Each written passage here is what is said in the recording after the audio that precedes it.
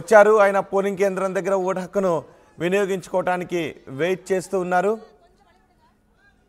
అక్కడ ఉన్న వారికి ఆయన నమస్కరించారు కూడా, అభివాదం చేసి ఆయన ఓటు హక్కును వినియోగించుకుంటున్నారు.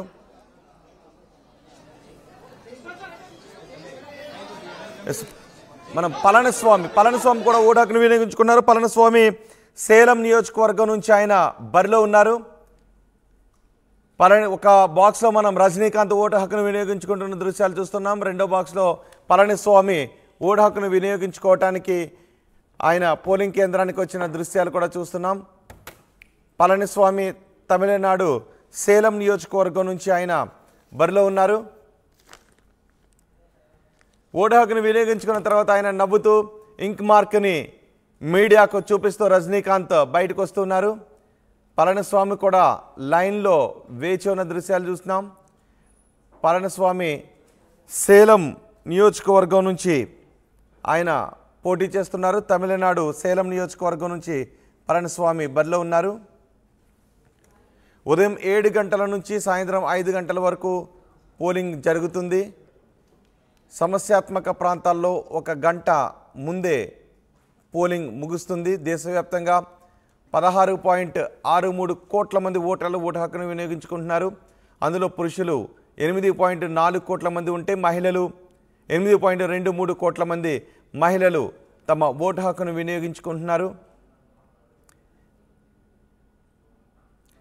రజనీకాంత్ ఓటు హక్కును వినియోగించుకున్న తర్వాత ఆయన మీడియాతో మాట్లాడుతున్నారు. ఏం మాట్లాడుతున్నారో చూద్దాం. సారీ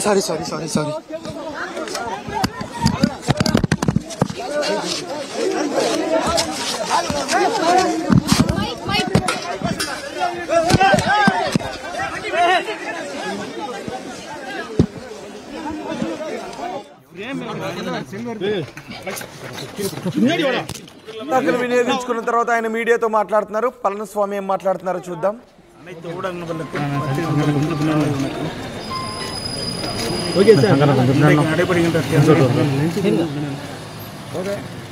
புதிய தலைமுறை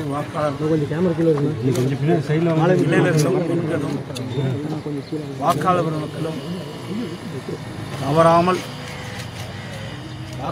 வாக்குச்சாவடிக்கு சென்று தங்களுடைய ஜனநாயக கடமையை ஆற்ற வேண்டும் என்று ஆக்சுவலா இந்த மின்னணு வாக்குப்பதிவு எந்திரத்தை பொறுத்தவரை சத்த வேண்டாம்ப்பா.